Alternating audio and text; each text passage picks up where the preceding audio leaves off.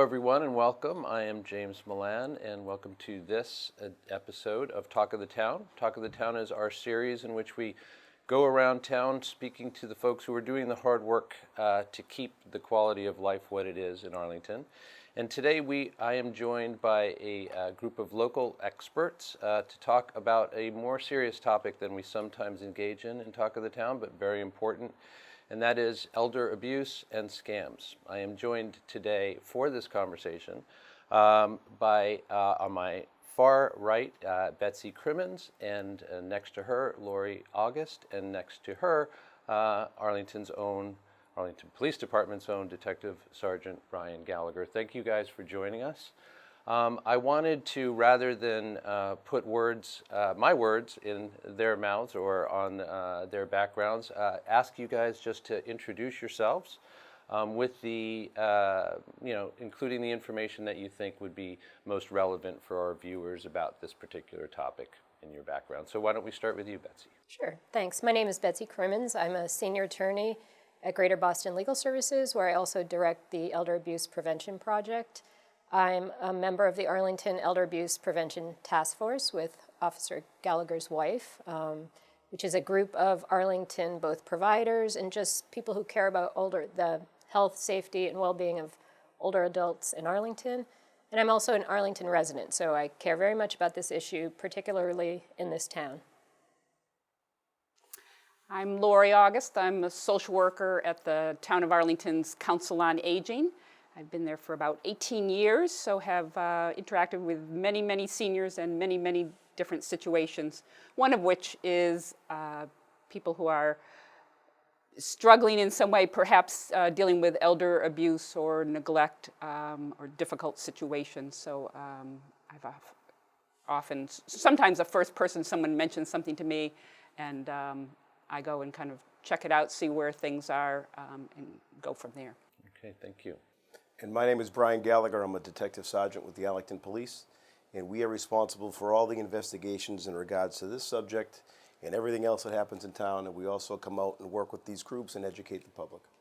So to open things up, I would just like, you guys have done a great job of introducing yourselves. Now I'd ask you to introduce the topic itself, or actually there are two as I see them today, certainly related but slightly different, and I imagine that you guys will be delineating those differences for us as well, and that is elder abuse and particularly scams that target older people. So if you wouldn't mind, and take your pick who does it, but just guide us into this topic of elder abuse, which may be less familiar to many viewers than other forms of abuse that are more prevalent in depictions out there in the culture. Well, I guess I'd like to start by saying I'm so happy that ACMI is taking on this topic, because if we think about child abuse or domestic violence, most Americans can tell you what that is. And that's because for decades now, advocates in those two areas have done very successful public education campaigns. The same cannot be said about elder abuse. I actually think most people couldn't tell you what elder abuse is, at least not in all its complexities. And a simple example is if you had a 6-year-old in danger, everyone in that child's life would say, get that child out of that dangerous situation. But we often find ourselves with 86-year-olds in unsafe, dangerous situations. And the question is, can we say the same thing, or should we say the same thing? If you have an 86-year-old who's still capable of making his or her own decisions, do we intervene, or do we respect that older adult's autonomy? And that's just one simple example of how complex this issue is. Anything to add? Well, perhaps I can help kind of define elder abuse as it is here in Massachusetts anyways. There is an elder abuse law which defines elder abuse as an act or an omission, which is an important distinction, that causes serious physical or emotional injury or financial exploitation of a senior, and a senior is defined as a resident of Massachusetts who's 60 years or older. So that's the official legal definition. In that category, there are several different types of elder abuse, and I'll go through those. First, starting kind of with physical abuse. which can include hitting, punching, slapping. Domestic violence doesn't stop just because you turn 60, so people in their personal relationships, domestic violence kinds of situations continue on as we get older also, so that's certainly included in there. Sometimes there's also caregiver stress situations where a caregiver is perhaps frustrated or under the influence of something. Sometimes that's certainly a factor. There might be shoving or a push or something like that. And the kinds of things we might look for in those situations might be, unusual bruises or falls or fractures that don't quite fit the description of what we're told happened. So similar to the kinds of things that other forms of domestic abuse that we're more familiar with, the same kind of indicia that would indicate, we better inquire a little bit further here. Absolutely. And sexual abuse also is included in that too. So there are, and similar as in part of a domestic violence situation or even a caregiver situation, sometimes situations can come up there. Another category would be emotional abuse, where through perhaps threats, name calling, putting people down, commenting, saying they're ugly or no one would want to meet with you or talk with you, situations like that. Sometimes withholding basic needs for living. There are situations where somebody removes a walker that somebody needs to be able to move or ambulate safely, or not giving hearing aids or glasses to somebody, or I know of a situation where someone repeatedly was falling on the floor, and the person was the family caregiver, was just totally frustrated and said, "Fine, you can just lay there for a while because I just can't deal with it anymore."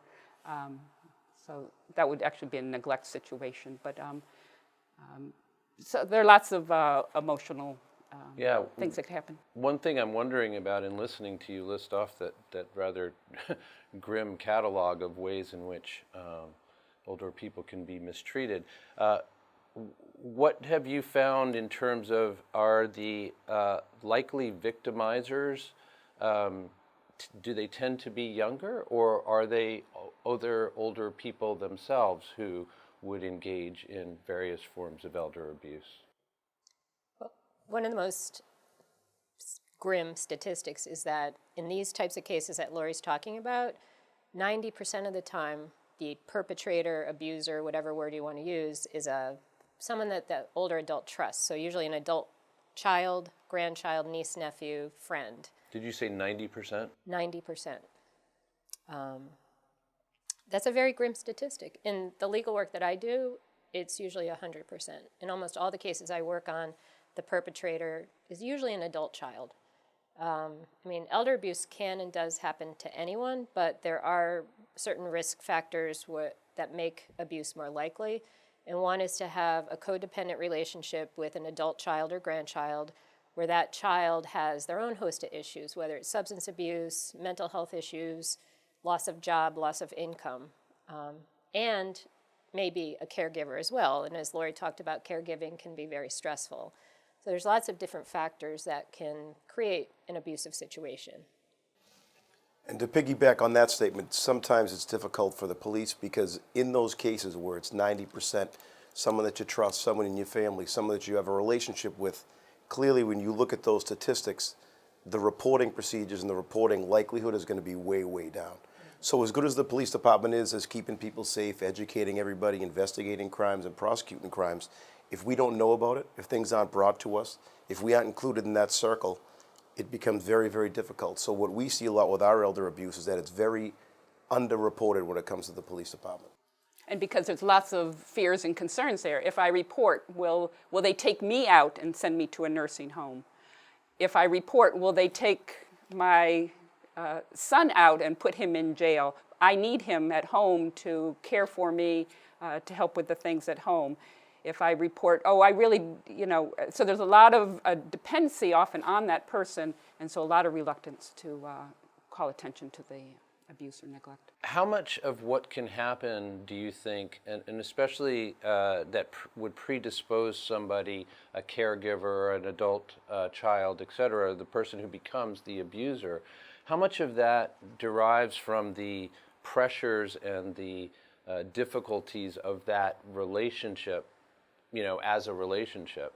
And how much of it would you venture to guess is that some people are just likely to tip over into that kind of behavior, whereas the rest of us wouldn't? I mean, are the pressures of that situation? I would imagine the pressures are very severe and can cause somebody to behave on the abuser side, can cause somebody to behave in a way that he or she would not do absent that. Any thoughts on that? Well, I think what you're sort of talking about is there such a thing as caregiver stress that sort of, makes What somebody is the tip it? Right. Right. How much of a factor is that itself? Right. And though I think that's true, and I do a caregiver support group in general, and people often talk about getting frustrated or perhaps raising their voice on occasion and then feeling bad about it, that sort of thing. But I think when it tips the scale into abuse or neglect, anyways, raising your voice and being angry and then forgiving is one thing. We're talking about serious harm and probably an ongoing pattern, and that's above and beyond kind of normal caregiver stress situation. So. Right.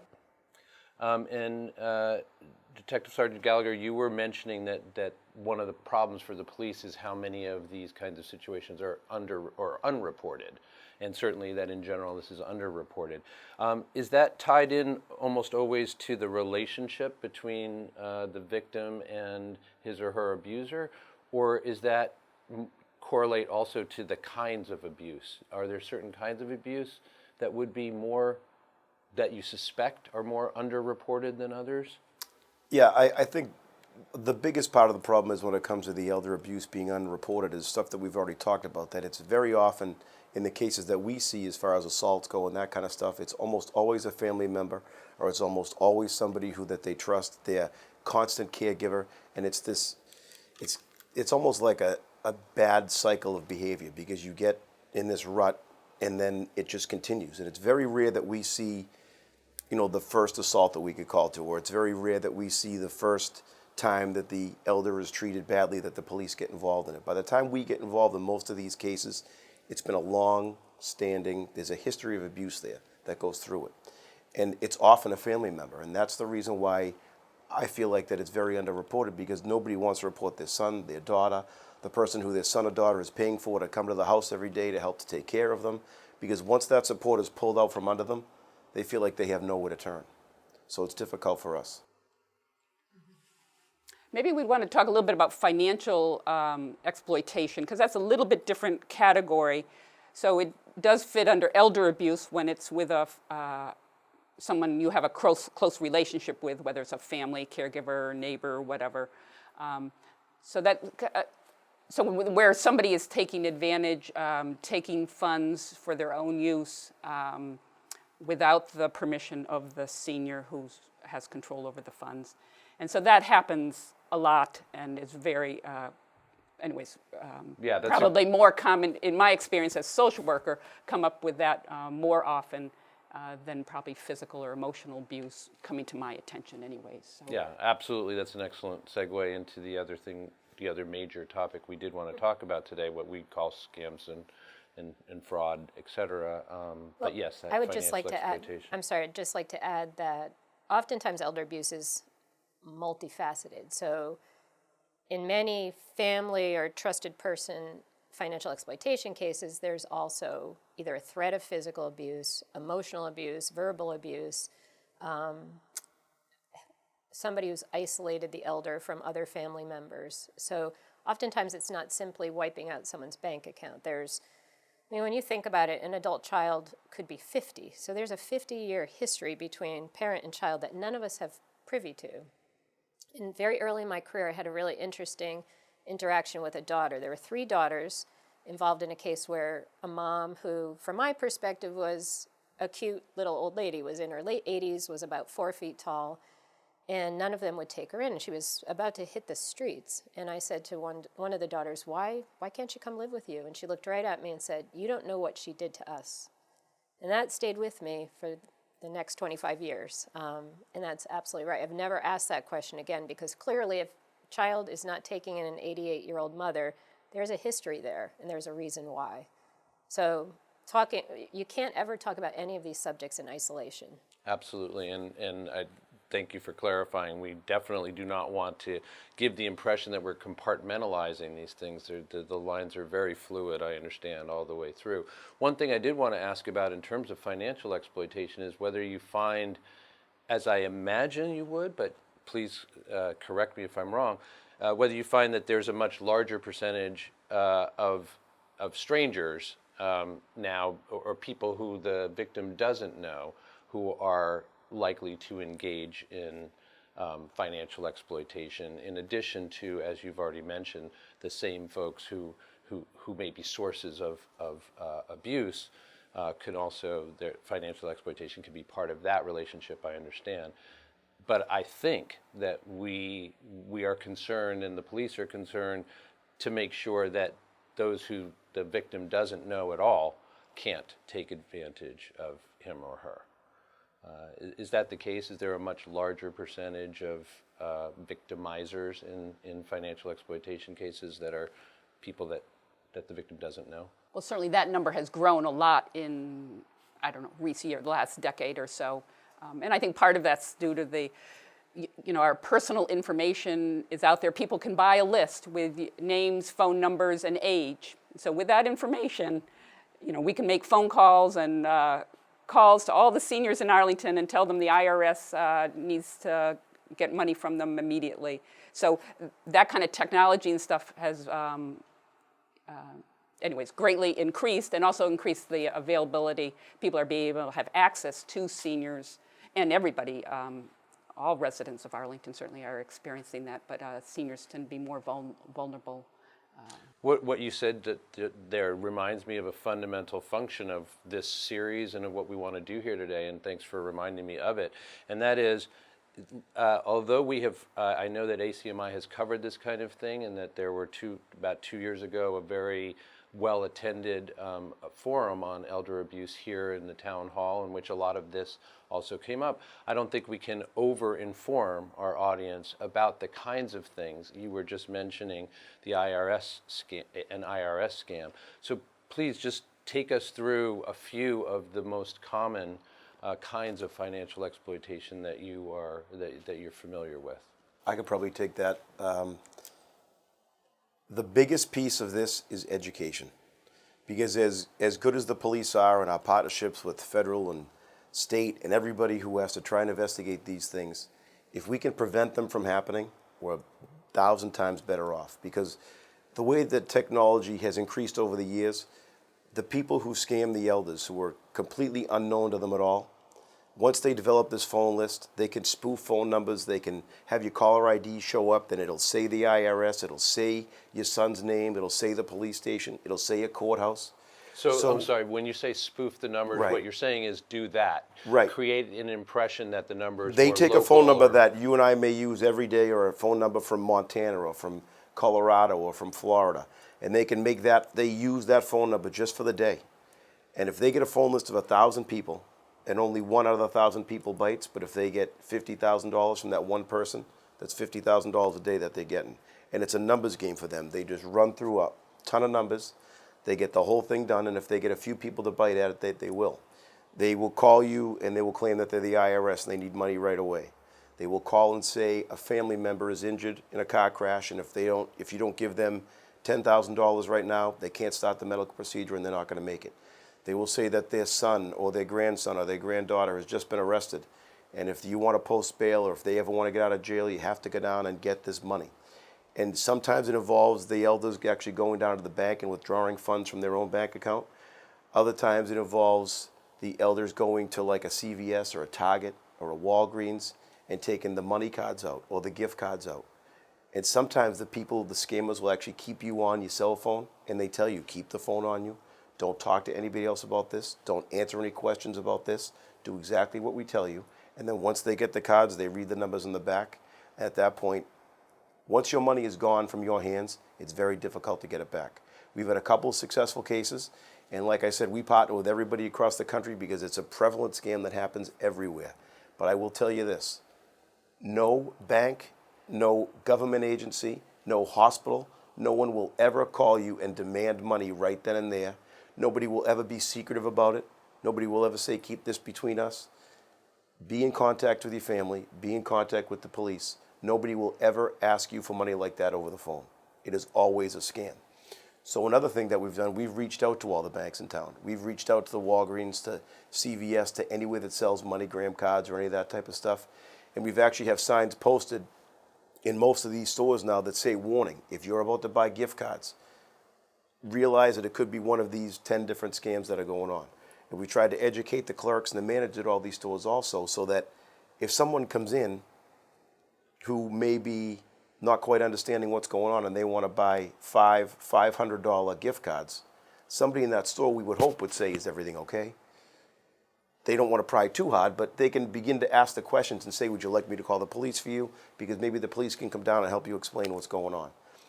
But the problem is sometimes the elders are so afraid, and I have a case I'm working on right now that happened on Friday where an older woman got a phone call and they said that her grandson had just been arrested. In order for her grandson to get out of jail, they have to go down and get $9,400 out of the bank. And then a courier will come pick that money up as soon as she has the money. She went down to the bank, withdrew the $9,400, and the manager at the bank knew her very well and said, is everything okay? Who called you for the money? Do you need the money for something? And she was so worried and so scared for her grandson that she said, it's for home improvements, it's fine, no big deal, I'm putting new windows in the house. And she's clearly with it, and she took out her own money, and they said, okay, have a good day. And she walked out, and literally, she called them back as soon as she got into her house, and a courier was at her house 5 minutes later to pick up that cash. And it was sent off to Miami, Florida, where we then tracked it down to Jamaica. So her $9,400 was gone in less than a half hour after withdrawing it out of the bank. Is there that anecdote puts in mind a question? Are there factors that precipitate or exacerbate somebody's vulnerability, an older person's vulnerability in these situations? Just things about him or her themselves or their situations which really are going to make them more likely to fall for this kind of thing? Well, one thing I would say is that the scammers are very good psychologically, very they're very astute. Absolutely. And they know exactly that you give them one little hint, a pause, whatever, one little hint, they will take advantage of that and work on it some more. Even if you don't say, they'll say your grandchild, and then you say, well, I don't have a grandson. So then they know you do have a granddaughter or whatever. So they will take a teeny bit of information and build from that, and they're very, very good. So that's part of it. Part of it is senior vulnerabilities, but also just to know that the people who are doing it are absolute experts in what they're doing. Yes, and as Sergeant Gallagher was mentioning, they're doing it many, many, many, many times a day. So obviously they're also getting better at it all the time. I knew one woman, it was she repeatedly gave money to them because she thought she had won a sweepstakes, and she was going to use it to pay off her mortgage, which she really wanted to do. They got so good on her repeat things. One, they Googled her name and figured out, and then they said, they had read her publication that she had written and talked to her about her. They knew she liked poetry. They would call her at night and read her poetry, her favorite poetry at night. And this speaks to part of what you're asking. So here's a woman who's living by herself. And of course, more and more people, seniors, are by themselves. Family is not nearby. So by herself, just loved having people acknowledge her past accomplishments, to read her poetry at night. that was great. And also she thought she was really going to get something financially from it in the end. But she ended up giving them several $100,000 over a span of years. And the other piece in there, and then you always have that hope that it's actually going to be true. And you want to hold on to that hope because the alternative is to realize I have been duped. And then there's the shame. And so it was very, very hard to kind of afterwards say, okay, I knew I shouldn't have done that. But that's a very difficult place to put yourself emotionally. So that's certainly one factor. I'm struck by the fact that you told a story in which it's clear that the vulnerability of the person being exploited in this case had to do with her affection and concern for her grandchild. And in what you just told is a story in which it sounds like the scammers played to the victim's ego, in a sense, or ego gratification. Are those equally prevalent or common as ways to gain an advantage for scammers? I'd say absolutely. The scam that Detective Gallagher was talking about is actually called the grandparent scam. And in my experience, you can do lots of education, but that particular scam doesn't go through someone's head, it goes through their heart. And that's the affection piece. My loved one is in danger, I must react quickly. What Lourie was talking about, I think, oftentimes is about people who are all by themselves, isolated, and maybe that's the only person who they talk to all day, and that becomes their friend. So that's a very common one, and there's lots of different factors. One is, as soon as you give that first $500 to get the lottery winnings, and then inevitably they need money for taxes or a lawyer, so the amount that they ask for grows, you have a stake in it, and you don't want to think you're being duped, but you also have a friend, someone that cares about you. There's another factor, too. There's a growing body of literature that when older adults start cognitively declining, one of the first areas that goes is financial literacy.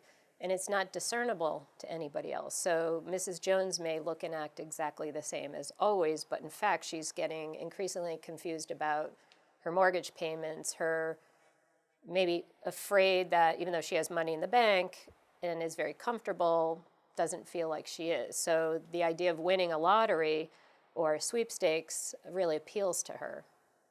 So there's lots of different factors. Probably everyone in this room has gotten a scam email, call, etc. But we aren't targeted. People who are younger aren't typically targeted. The older adult population in this country is targeted. And chances are the person calling you isn't even within the United States. Yes, when it comes to scams, what I hear you guys saying loud and clear is that virtually all older people can be vulnerable to these, because you can be vulnerable because of your isolation or lack of connection with others. You can also be vulnerable, as you told so eloquently, specifically because of your connections, especially family connections to others. So the exploiters or the scammers can take advantage of either of those situations, which basically describes, I would assume, most older people in the country. So that's scary. What, therefore, would you recommend? I did want to reiterate, even though I think Sergeant Gallagher made it very clear, let's just say, you will never get a phone call asking for money that's legit from somebody you don't know. That's legit. That's what I think you were saying, right? That's about it. You should, whatever the pretext, whatever the context, if that's happening, it's wrong, and just don't accede to that if possible. And the other way to say it clearly is do not give cash or those those money cards to anyone you don't know, even if they become your friend or you've had. So don't, for any reason, do not give cash or a check or money card to anyone for any reason, Okay. Even if it sounds like a good reason. So that's very clear. Are there other brightline guidelines that you would want to share with people, just make sure you do this or don't do that? For years I would do outreaches to groups of older adults and say, don't answer the phone if you don't know the number, and sort of jokingly say, probably the most dangerous thing in your home is your telephone.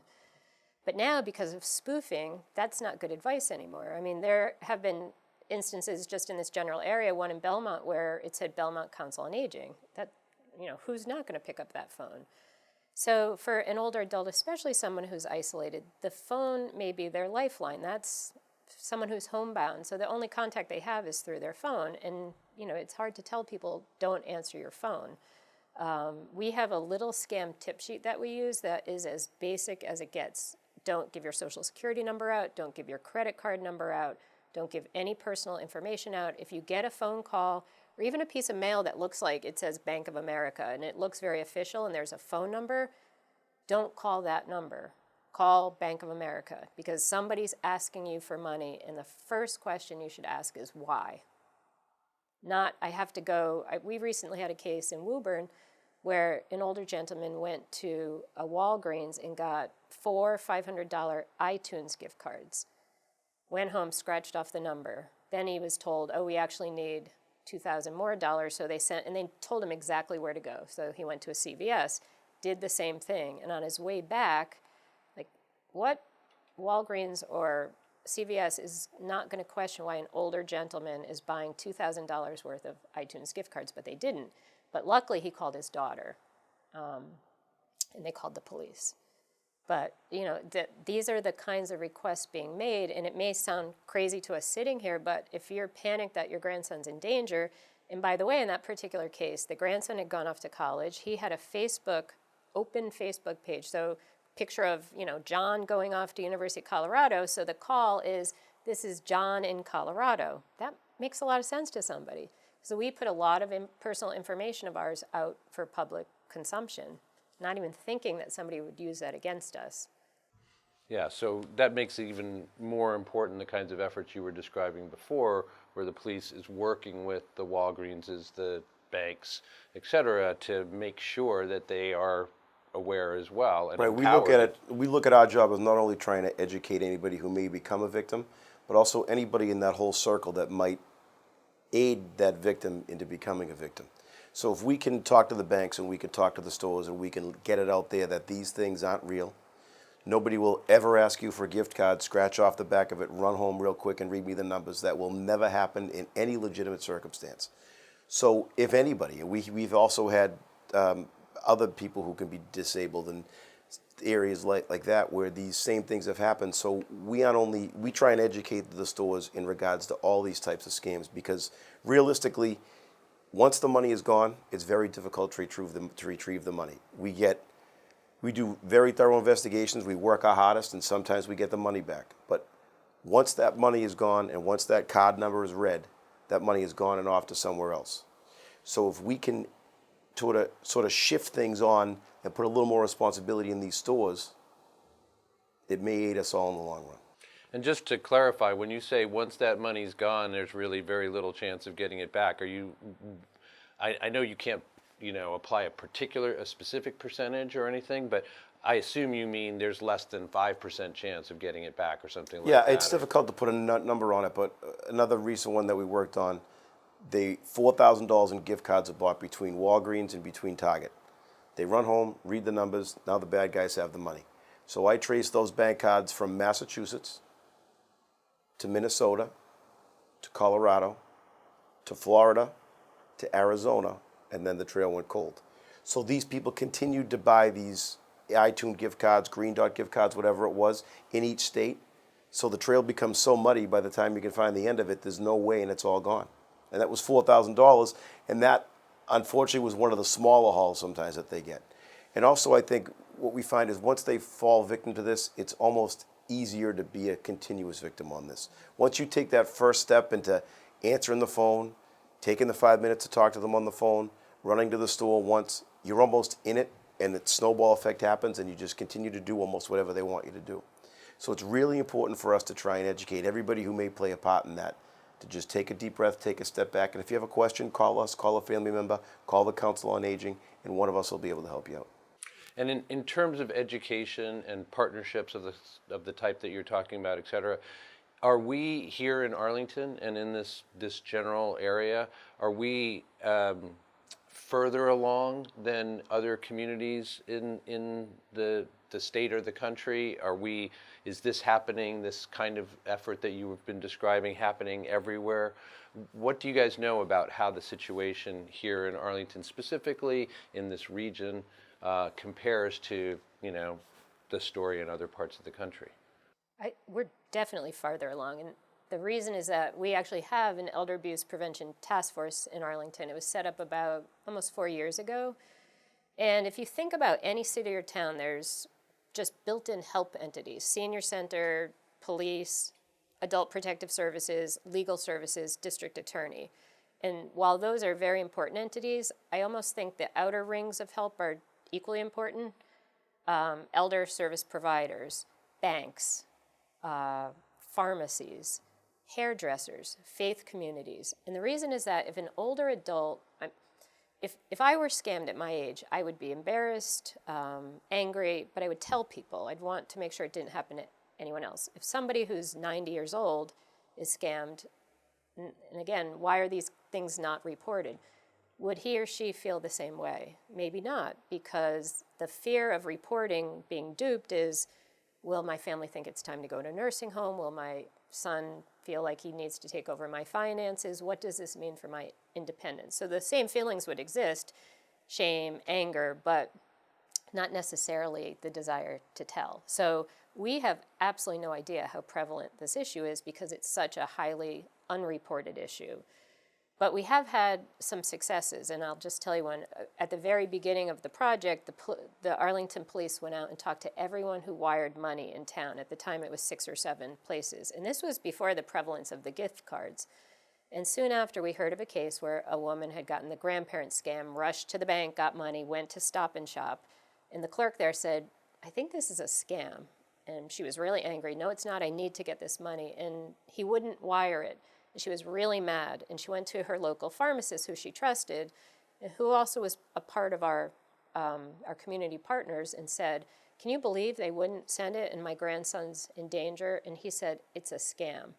And she, to her credit, called the senior center, and the director of the senior center, who's the leader of our task force, said, "Terrific, because if you actually have prevented something from happening, typically you don't know about it." But it was just one anecdote where we felt like all of the entities that care about the well-being and safety of older adults in this town worked together and prevented at least one case of someone being taken advantage of. We'd like to think there's lots of other people who have benefited from what's happened here. Yeah, I would hope so. And do you have any sense of whether that's being replicated in many other communities around the state or the country, or no way to know? Yeah, I've been involved in several regional teams, and really investigations now.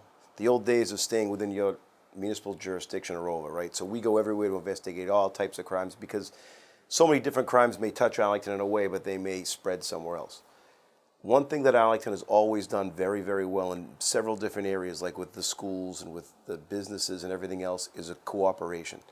Once you involve everybody who may have a part in keeping everybody safe and educating everybody and understanding your common goal, you're so much better off. And in my 17 years of policing, I've seen that Arlington is really in the forefront of that community partnership stuff, and I think that they do a really, really, really good job, and that has saved several people. And Stop and Shop, they do deserve some credit because that's not the only time. They've been very, very good about calling us and saying, "There's someone down here, they're trying to either wire money or buy gift cards. Can you send someone down just to check it out?" They catch that stuff all the time. I have a question for you guys, and please feel free to just say, "Hey, we have no idea about that." And that is, in the same way that I was asking about Arlington compared to other communities around the state or the country, how about American society versus other societies? Are these issues, the ones that you guys are dedicating much of your professional lives to helping people get through and combat, are these issues common to elderly populations across societies as far as you know? Is American society more susceptible to this kind of thing or not? Do you have any sense of that? And again, understanding that maybe that's beyond the scope of this conversation generally. I mean, one common phenomena is just demographic. So one of the reasons I think this has become a more prevalent issue is we have a large cohort of people turning, well, baby boomers have the first wave has just hit 70. So we have a much larger group of people aging. And we also have a longevity boom, meaning we have people living longer. When I started working with older adults, old clients would be 78, 79, and now they're routinely mid to late 90s. And while those are really great trends, it means we have more vulnerable people living in our communities, vulnerable to either being taken advantage of, being harmed, or something called self-neglect, where there's no perpetrator, but because of either mental health issues or cognitive issues, somebody is putting something important of theirs at risk, their housing, their health care, their safety, their health. And the aging phenomena has happened globally. So there's just a lot more older adults around the world. Whether or not these particular things we've been talking about happen in other countries, I can't imagine they don't. Yeah, I guess what I was wondering about, and the reason why I even asked the question, is just that my sense is that in our culture, there is less value given to aging, that in general we are predisposed to privilege the younger and youth in general. Relative youth, and that there are other societies, I think, around the world in which the elderly are held in higher esteem, are not likely to be ignored or isolated, or not as likely to be ignored or isolated, etc. So I was just wondering on that basis. So I think some of that is a worldwide phenomenon. So, but certainly here in the United States, so we've got the baby boomer issue, that's worldwide, or the aging population overall. But the geographic isolation, which is a factor that plays in here, certainly is true here in the United States, but certainly though in Europe and Western Europe. So, with people are moving away. Sons and daughters are getting jobs across the country, across the world, and so forth. So there are a lot more seniors living by themselves or as a couple here in the United States. So that's certainly another factor.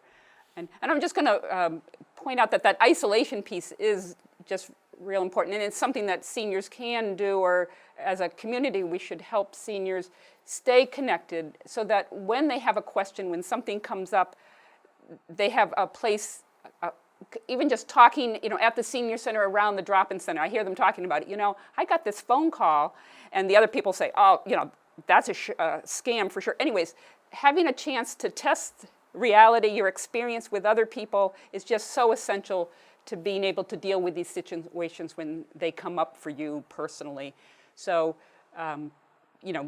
I just encourage older people to get out of the house, go to their faith communities, the senior center, do what they want to do, talk to people, maintain friendships, and don't feel shy about asking family members or having someone check out, I had this call, what do you think, kind of thing. To reach out and ask and get a little bit of reality testing on things. We all need to do that no matter how old we are. And it's very important. And along those lines, this conversation and the education piece that is such a huge part of being able to do something productive about these situations. Our sense at ACMI, it's always hard to tell as a television station who's watching, but the feedback that we do get in terms of phone calls into the station, et cetera, would incline us to think that older people who aren't leaving their house as much as we might like them to, et cetera, and aren't connecting to the rest of the community in the way that would be ideal or more ideal, are tuning in to our channels. And so this conversation being part of what they are will be available for them to see is hopefully another step in the right direction in terms of spreading the word, as you guys have so eloquently described. So I did want to, before we stop, just ask you, it's been a very comprehensive conversation as far as I'm concerned, one has covered the grimmer aspects, as we've noted, but also a number of things that are being done and can be done, both individually and collectively, to address this. Is there anything that we have left out or anything else that you'd either like to reiterate or add before we say goodbye? I guess I'd like to say to anyone watching, if you're interested in getting involved, you can call Susan Karp, who's the executive director at the Arlington Council on Aging, and join the task force. It's open to everyone. We especially appreciate the perspective and voice of older adults on the task force. We don't want to be talking for people or making decisions for people or saying what we think is most important. So there's a great opportunity to get involved and battle social isolation at the same time. Come to our task force and to our events. I would just like to add the piece of going back a little bit to the physical, emotional, and financial abuse that can happen within the home. And there are things that neighbors, family members, some service person stopping in at the house, just to keep some awareness. That kind of abuse and neglect, it's a very private kind of within the walls kind of things. So sometimes you can sense that something's not right, or you hear yelling coming from a house, or you've giving someone a ride to the doctor's office and they're saying something that just doesn't seem to be adding up for you as to a bruise or an injury or that sort of thing. So it's helpful for people surrounding our seniors in the community to just keep an eye, to be aware that elder abuse and neglect does happen, and it can take all sorts of different forms, and it can be on a smaller scale or a larger scale kind of thing. But if you have a concern, take note, call the senior center, check it out. There's a protective service line that serves Arlington through Minuteman Senior Services. They'll talk it through with you if you've got a concern and you're not quite sure. And often we're not quite sure what's going on or whether it's abuse or not, but we don't have to figure that out. But I just encourage people to reach out, ask the questions, and get some input as to call the police department. Yeah, I really appreciate your mentioning that, because clearly you're illustrating that there's a role for neighbors, community members, people with intermittent contact perhaps with who may note something. And also I think really great that you said call the senior center, because people might be reluctant, I assume, on simply a supposition or something that they sniff in the air or something like that, or hear, to want to call the police right away, I would think. I don't know. What is that your sense, or? Yes, especially when they're not the ones involved in it. Nobody ever wants to call the police unless they really need us right off the bat. But as far as the elders go, the Arlington Police have a long-standing great relationship with everybody, hopefully. But elders are generally pretty pro-cop. Call us. We want to be called.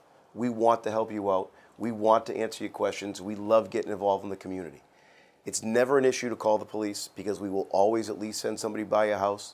They can have a conversation with you. They won't be condescending. They won't try and talk you into a corner, but they will help you out. They will answer your questions, and they'll be your friends. Never be afraid to call the police. Thank you very much. And thank you to all three of you very much for this conversation. I think it's an important one, and one that we feel proud to have helped to get out to the public as best we can. So thanking Betsey Crimmins and Lourie August and Detective Sgt. Bryan Gallagher for this conversation today. I am James Milan. This has been Talk of the Town. Thanks for joining us.